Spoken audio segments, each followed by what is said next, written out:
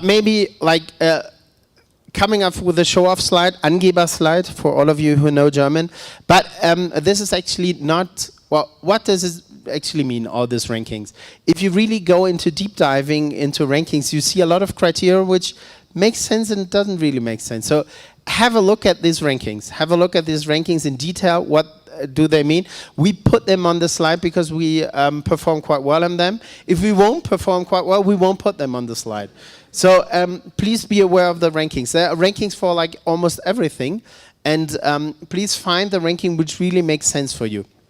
Coming a little bit, what really makes sense is speaking about Munich as a European innovation hub. This is really, really nice, and this is one of the, coming back. So this pillar is the academic landscape. So these are other universities like the Ludwig Maximilian University, Leibniz Rechenzentrum, other universities, research association, research institutes, which are all based in, so all of these black dots here are one of these institutions. So all which are in close proximity to Technical University of Munich, and actually our main partner within research is Ludwig Maximilian University, even though the two presidents don't like themselves so much. But these are like, research is really happening regionally, you know, like locally. You reach out to people who are like living next door, or I don't know, who are doing their research also in the same region. This is super important. And then we have, and this is quite unique when it comes to Germany, we have a big concentration of companies and also private entities who do research and innovation on site. So we have, for example, a very big Siemens Research Center directly on our campus in Garching.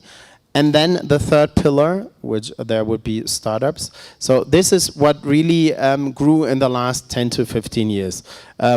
So Munich is, together with Berlin, also one of the startups hubs within Germany, and especially when it comes to deep tech. So everything related to AI, deep tech technologies, and everything you can do research at our university.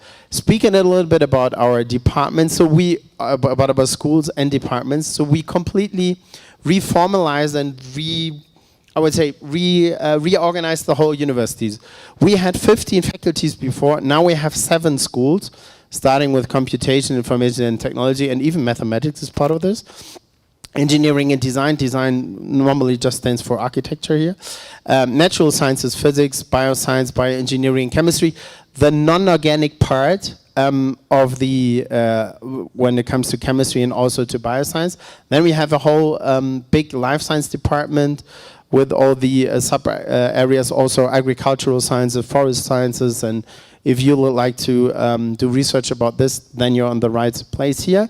Medicine and health, so we have a very big medicine school, but also our health and sports science are part of this, and then our TUM School of Management, which is not a real business school, so we are not like a traditional business school. All of our students and researchers have to do something which is mostly being related to technology and management. So you can't just purely study or research economics, for example. So you always have to combine this with any of our other faculties. And our newest addition is our social science and technology school, where we have politics and technology, science and technology studies, and also an educational department.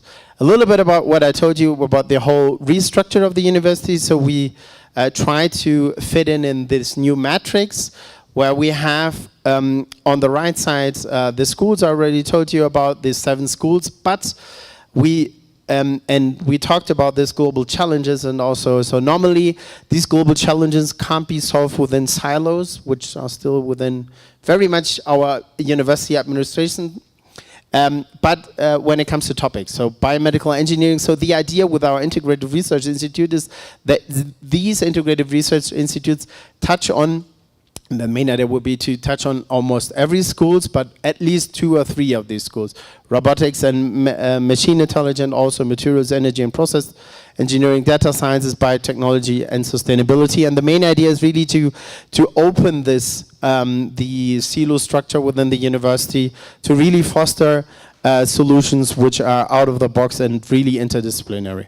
It's a not a very easy task, I must say. So it's a public university, and you all know, if you have been to a German public university, you all know how difficult it is, and everyone. So there are a lot of barriers and also laws which are not very easy to, I would say, to tackle, but we are on the way to somehow deal with these challenges. A little bit about the doctorate. So the prerequisites you all know. So we have, we will recently introduce tuition fees as one of the only public universities within Germany, but not for doctorates or for postdocs. So the doctorate is completely for free, and it will stay like this. And again, I must stress, you always have to have a supervisor. So as we told you, you will hear this like several times during the day already.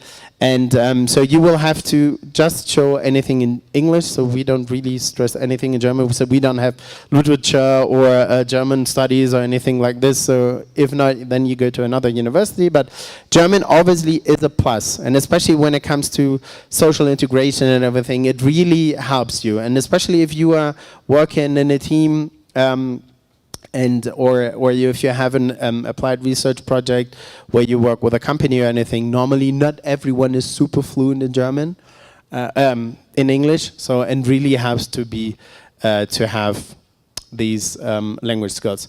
A little bit about the doctorate. So we don't have structured doctorates, as you heard from the FU Berlin. So they have structured doctorates, and you have application deadlines and everything. We don't have this, but we have basically two ways.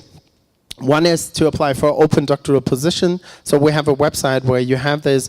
These are normally funded, so by the BMBF or by the DFG or any other research funding organization, or even some very funny things like the German Portal Organization for Industrial Ports and something like this. So yeah, so this means funding is already embedded in this position, but you have to really fit in when it comes to prerequisites. So you really have to fill in all the boxes they want to have, and then you will sign a work contract with the university. And the other, so I would say these are like 10 to 15% of our doctoral students. And then we have the other one, which is like the chair-centered, chair-oriented, where you develop a research proposal and then you propose this to a potential TUM supervisor, and then you can apply for funding from DFG or DAAD or any other funding agency, or you can even look for own funding, and that's it.